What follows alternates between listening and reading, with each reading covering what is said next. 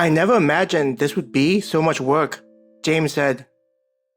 James tried to cut as close to the flesh as possible, both to not waste the meat, but also to make the processing of the fur easier. It would be difficult to deal with the fur while they moved, but it may be helpful to have it later on.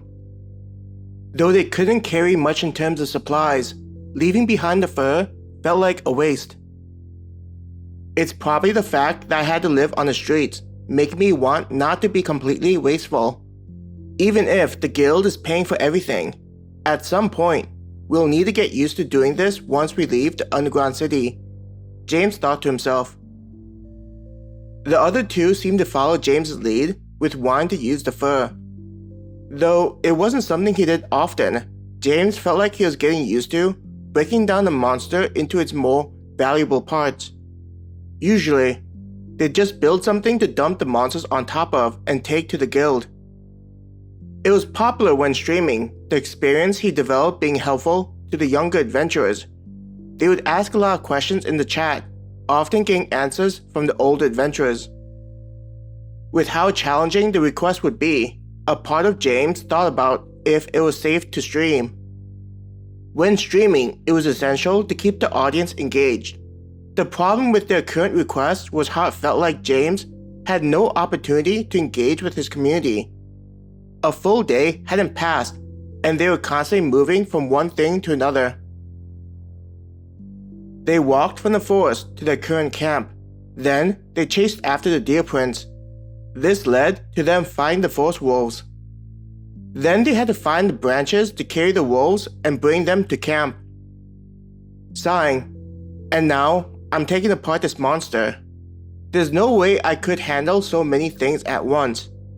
After such an exhausting day, the last thing I want to do is to stream, James complained to himself. Finishing the job of removing the hide from the wolf, James and the other two grinned. I'm glad that we don't have to do this for the other wolf, Maya said with a smile. I think I'd have refused if that was the case. Kate laughed. It is a lot of work. Now, we'll need to butcher the monster so we can get dinner ready. We gathered some vegetable-type items from the forest while the four of you were hunting, she explained. A stew sounds good, Maya said with a smile. Yeah, we were fortunate to be within walking distance of a small stream. Without the water, making a stew and the stock would be impossible, Kate said as she nodded happily at the idea of eating a stew. The forest they were in had plenty of rivers and streams, allowing adventurers to fill up their canteens and water bags. It was also helpful when cooking food. Once they left the forest, it may not be as plentiful. It was why they were taking advantage of the resource now while they had a chance. Smiling at the talk of a stew, James walked over to a shelter to get a tarp to use for holding all the meat as they cut up the wolf. After they finished cooking all the meat, the tarp would be cleaned at the stream and dried out. Reaching his shelter, James grabbed his pack. With ease, James opened up one of the storage areas where he kept multiple tarps.